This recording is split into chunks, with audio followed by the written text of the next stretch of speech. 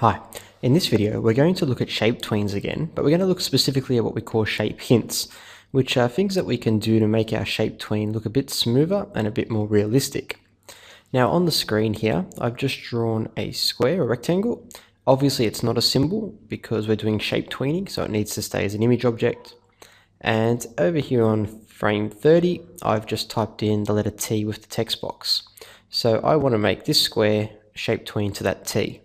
First thing I need to do is I need to make this T and break it apart because at the moment it is text property and I need to make that an image so I can shape tween.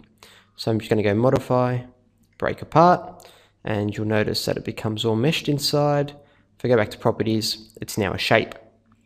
I'm quickly going to add a shape tween. So right click, create shape tween.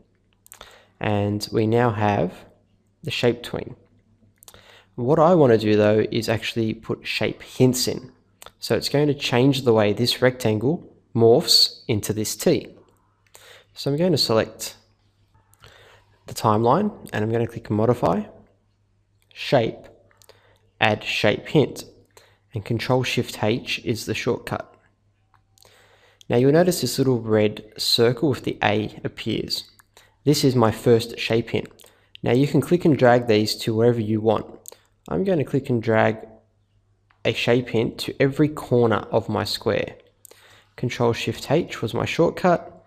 So B, I'm going to go to the top left-hand corner. C, oops, sorry. Undo that. C, I'm going to go bottom left. And D, top right. Now when I go to frame 30, the shape hint will automatically be placed on my T. Now it's just a matter of moving these where I want them.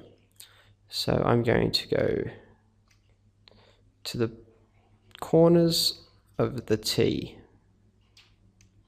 Now you would play around with this to get the best effect possible, but all I want to show you here is how this changes the way this shape actually morphs. So when I run it this time, you'll notice the shape tween morphs in a different way than before. So if I was to go back to the beginning here, and also I'll just go to the end, and I'm going to swap these around a bit just to see the difference.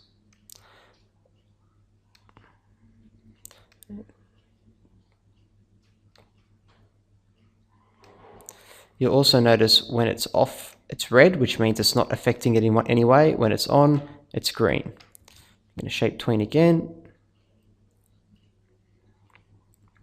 And you'll notice this one actually probably looks a little bit better. And that's because I've matched up the A, B, C, D more so to the way that I did it in the original.